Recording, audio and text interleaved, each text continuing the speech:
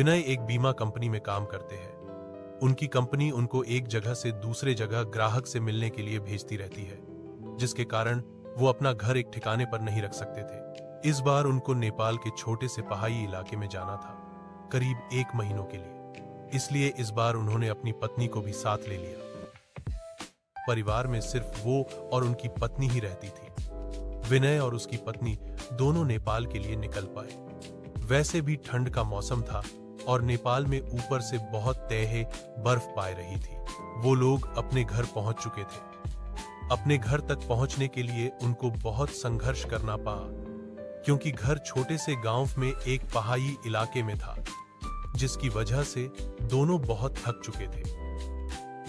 रात के 12:30 बज चुके थे। जहां वो रह रहे थे वहां दूसरे घर एक दूसरों से बहुत दूर दूर थे। बाहर ओरों से ठंडी हवा और बर्फ गिर रही थी। दोनों अपने रजाई में दुबक कर आराम ही कर रहे थे कि अचानक उनको लगा कि किसी ने उनके घर का दरवाजा खटखटाया है। फिर उन्होंने सोचा कि क्या पता थे हवा चलने की वजह से ऐसा जो रहा हो, इसीलिए उन्होंने उसको अनदेखा कर दिया। अगली सुबह विनय जिस काम के लिए आया था उसके लिए वो निकल पड़ा। उसकी पत्नी घर में अकेले ही थी। उसको समझ नहीं आ रहा था कि वो घर में बैठे वक्त कैसे बिताए। उसने सोचा कि चलो क्यों ना बाहर जाकर ही कुछ देख लिया जाए। बाहर ठंड तो थी पर हवा नहीं चल रही थी, इसीलिए उसने अपना स्वेटर पहना और बाहर निकलने को तैयार हो गई। जैसे ही उसने अपना घर का गेट खोला, वैसे ही देखती है कि घर के पास बने एक खंबे के पीछे एक छोटा सा बच्चा खड़ा है, जो उसको चुपके चुपके देख रहा है। विनय की पत्नी ने उसको अपनी ओर बुलाया, पर वो नहीं आया और वो वहां से भाग गया। अगले दिन भी कुछ ऐसा ही हुआ। वो लड़का उसको फिर से घूरे देखा जा रहा था। इस बार उसकी पत्नी ने उस बच्चे को पक लिया और पूछा कि तुम यहाँ क्या कर रहे हो। उस बच्चे ने कुछ नहीं बोला और न ही कुछ बताया। विनय की पत्नी ने उससे उसके घर के बारे में पूछा, तब भी वो कुछ नहीं बोल रहा था। आखिर में उसका नाम पूछने पर उसने अपनी धीमी सी आवाज में अपना नाम सूर्य बताया और फिर वहां से भाग गया। उसको उसका व्यवहार कुछ समझ नहीं आया। ये सिलसिला ऐसे ही चलता रहा। वो बच्चा उसको खंबे के पीछे से निहारता रहता था। उस दिन रविवार की रात थी। दोनों पति पत्नी घर में अंगीठी के सामने आग ताप रहे थे, क्योंकि बाहर की हालत बहुत खराब थी। इतनी धराब कि कोई थोड़ी देर के लिए बाहर निकल जाए तो उसकी जान चली जाए। अचानक दरवाजा किसी ने खटखटाया। उन दोनों को फिर से लगा कि शायद हवा की वजह से ऐसा हो रहा हो। तभी फिर से किसी ने दरवाजा खटखटाया। इस बार खटखटाने की आवाज आ रही थी। ये आवाज सुनकर दोनों डर गए, क्योंकि इतनी रात को वो भी जान ले लेने वाली ठंड में आखिर कौन हो सकता है। दोनों केवल एक दूसरे का मुंह देख रहे थे। अचानक दरवाजे के बाहर से धीरे धीरे रोने की आवाज आने लगी। तभी विनय ने जोर से आवाज में बोला, कौन है बाहर? कुछ देर तक आवाज तो नहीं आई, पर बाद में एक धीमी सी आवाज आई, दरवाजा खोलो, कृपया करके दरवाजा खोलो, बहुत ठंड है।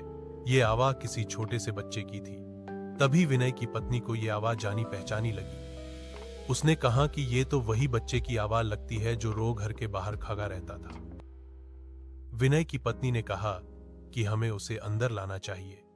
वो भागते हुए अभी दरवाजे के पास जा ही रही थी कि अचानक उनके घर के घोन की घंटी बाजी। फोन एक पोस्ट में रहने वाली औरत का था, जिससे आज ही विनय की पत्नी मिलकर आई थी। विनय की पत्नी ने फोन उठाया।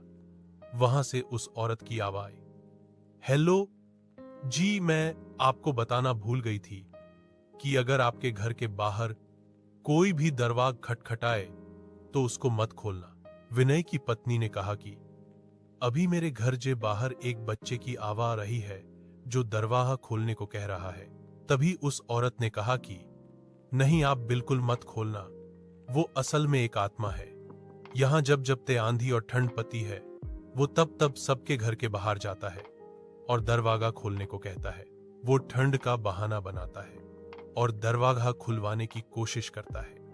अगर कोई गलती से भी दरवाजा खोल देता है तो वो अगले दिन बर्फ में दबा हुआ मिलता है। ये सुनते ही जैसे उनके पैरों से मीन ही खिसक गई। वो सोचने लगी कि जो बाहर दरवाजा खटखटा रहा है वो असल में एक आत्मा है। विनय ने दरवाजा नहीं खोला। अगले दिन ही वो दोनों भागकर पड़ोसी के पास गए और पूरे मामले के बारे में पूछा। उस औरत ने बताया कि इस गांव में एक परिवार रहता था। पहाड़ टूटने की वजह से उस परिवार का विनाश हो गया, बस एक बच्चा बच गया। वो दूसरों के घर जा जाकर खाना मांगता। एक दिन बहुत ओरों से बर्फ की आंधी पिला रही थी। वो बच्चा दूसरों के घर के बाहर दरवाजा खटखटाकर घर के अंदर आने को गुहार लगा रहा था, पर किसी ने भी उसकी गुहार नहीं सुनी। ठंड की वजह से सब अपने घरों में दुबके हुए थे। कल सुबह होने पर उस बच्चे की लाश बर्फ में अकी हुई मिली। आज भी कभी भी ओरों से बर्फ की आंधी आती है तो उसकी आत्मा सबके घर के पास आती है और गुहार लगाती है। ये सब सुनकर दोनों हैरान रह गए, लेकिन वो वहां 1 महीने जब तक रहे तब तक 3-4 बार उनके साथ ऐसा ही हुआ। लेकिन विनय का काम खत्म हो जाने पर वो वहां से चले गए। पर विनय की पत्नी में दिमाग में एक रहस्य हमेशा बना रहा कि उस घटना के बाद जो बच्चा उसे रो घर के बाहर दिखता था वो कभी नहीं दिखा।